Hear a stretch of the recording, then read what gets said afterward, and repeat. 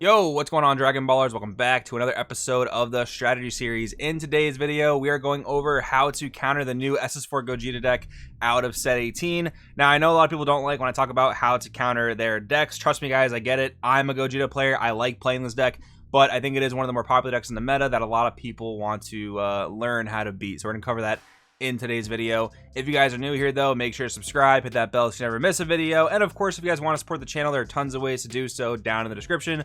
But today, if you want to buy or pre-order any cards we talk about in today's video, it does really help me out if you choose to use my link in the description to TCG Player. I really do appreciate that.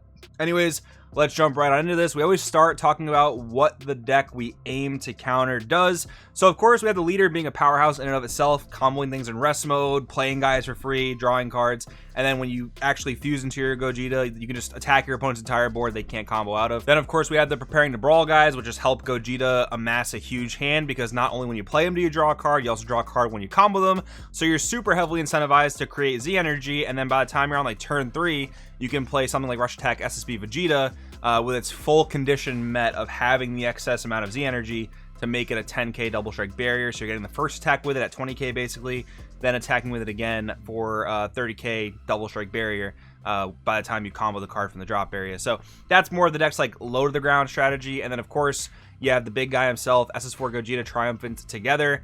This guy cannot be interacted with as far as the card goes, but there are some ways to actually prevent him from attacking that we will talk about in this video.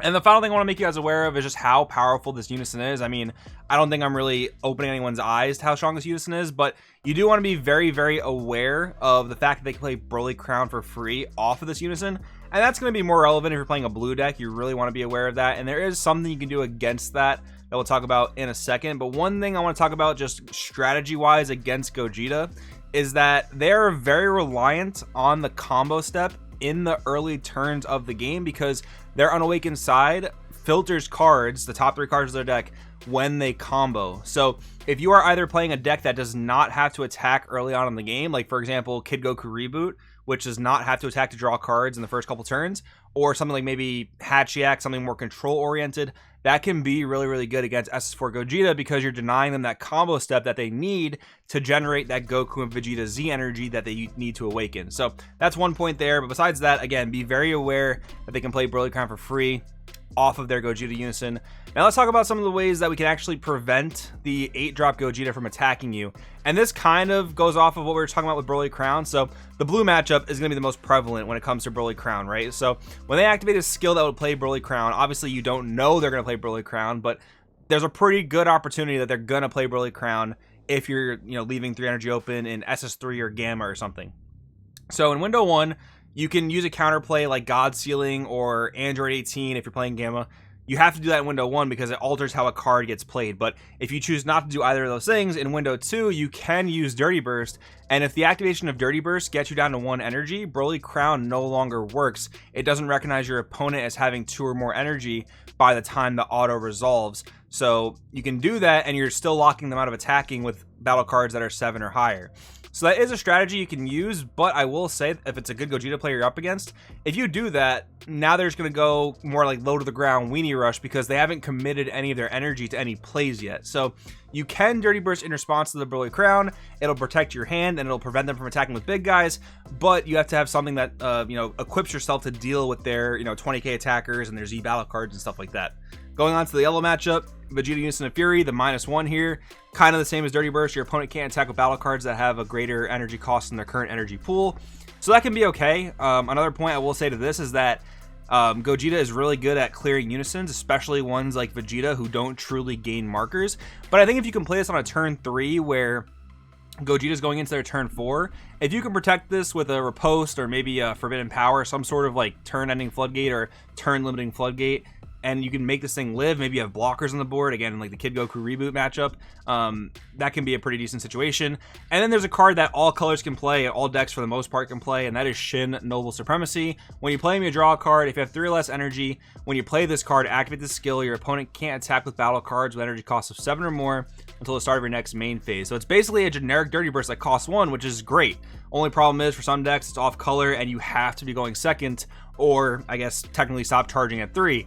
There are some decks that can maybe get away with that. Like one example in my head would be King Piccolo, because you have a fair amount of free play in the deck, so you don't necessarily need all of your energy. I'm not saying that's a valid strategy of just like stopping charging at 3 in King Piccolo. It might not be that great. I don't know. I haven't really tried it myself, but it is an idea you can try if you're playing, again, like something like King Piccolo, something like Broly BR, Red Broly BR. Those are options you have if you want to play Shin even going first. But yeah, there's also Big and More, but unfortunately that's like the worst of these types of cards, because 1, it's an extra card, 2, it costs 2 and doesn't give you any sort of body or any sort of draw.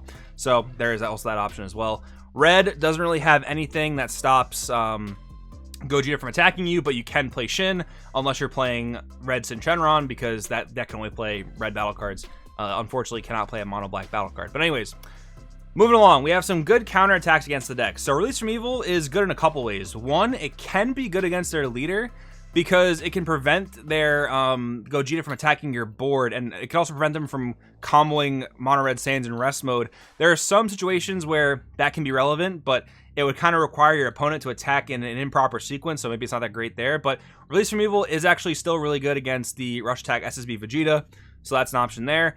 Riot Javelin is a card that I want to bring your attention to, because this is a rather old card that actually picks up some playability in Zenkai format, because it bounces a battle card back to the hand of a cost of 5 or less, ignoring barrier. Normally, that's not very good, especially costing 2, but a lot of these good Z battle cards, like for example Rush Attack Vegeta or even Defender of Life, have barrier, so if you can bounce them, quote unquote, they don't go back to the Z deck, they don't go back to hand, they just get removed from the game. So that can be really decent. Again, costing 2 can be a little expensive, but it might work for you in some scenarios. Again, if you have lots of free energy like SS3 or Gamma, for example. Then we have Lord Slug and Vegeta Unison of Might. These are just 2 cards that put a limit on your opponent in a different way that can be very advantageous for you. So Slug, a lot of people are realizing, is very, very good against SS4 Gogeta, because 1, they can't fuse because it's a cost to draw a card upon fusing into Triumphant together. So if Slug's on the board with his bond met, your opponent just can't fuse, which is good. They also can't draw cards off their Preparing to Brawl duo, so that's really good as well. You're kind of putting SS4 Gogeta in this position where they have to draw Kaioken, Concentrated Destruction Goku, and if they do draw it, they have to basically spend their whole turn to kill Lord Slug Super Namekian. So it's a pretty good card there in that regard, and if they don't draw the Kaioken, you're pretty much just winning the game outright. And then we have Vegeta Unison of Might. So if you're playing a different red deck, maybe Sin, maybe Bulma, maybe Launch, this will probably require you to go first, because it's your turn 4 play versus their turn 4 play of fusing. But if you can get to this guy and resolve the -2, there is just not much Gogeta can do, honestly. They play pretty much their entire deck based off of skills. So if you can get to this guy and protect him, it can be very, very good. And then finally, I just want to talk about a deck building tip, because if there's not much you can do against Triumphant together, whether you went first and couldn't play Shin, or you didn't happen to draw any of your outs to the card, that can happen, of course. One piece of advice I have for you guys is to start building your deck at smaller deck counts. And the reason I say that is because the best way to get out of Gogeta is through the use of your super combos. If you can use 2 super combos plus a 5k to combo out of Triumphant together, your opponent paid for energy to not really do all that much to you. Yeah, they probably cleared your board, but they didn't really put a dent in your hand size if you had 2 super combos. And then if you have 2 more super combos, cool, you're going to be able to get out of the next Gogeta. So the reason I say build your deck at a lower deck size is so that you can more consistently draw your super combos, so that you have them in preparation for the Gogeta 8 drop. Also, try not to use your super combos super willy-nilly offensively, or against their lower to the ground stuff. Like if you have floodgates for their lower to the ground stuff, that's really good, because you can save the super combos for the Gogeta swing. And you might have some situations where you want to push damage offensively and use your super combos. Be wary of that, because again, you really want to save those super combos for the Gogeta 8 drop. I find a lot of success when I do that, if I can apply pressure to their life in other ways, because another really good thing to do against Gogeta is to force their Z Awaken at a suboptimal time. If you can force a Z Awaken by turn 3, odds are you're winning that game. If you can force a Z Awaken even on turn 4 while they have a fusion, that means their next turn is very, very limited to only the fusion, only their leader swing, and possibly an overall SCR if they have it in their hand, right? So at least with those things, you're pretty well equipped. Oh, and one thing I just thought of that I'll throw in here right now, sorry I don't have a slide for it, but SS4 Vegito, their SCR is pretty weak to blocker negates. So If they play that on you, yeah, it's going to be annoying for them to look at your hand, but if you have a blocker negate, that's really, really good. But anyways, guys, I hope the tips in today's video helped you out against the Gogeta matchup. Let me know down in the comments what you think. Thanks for watching, and I'll see you guys in the next one.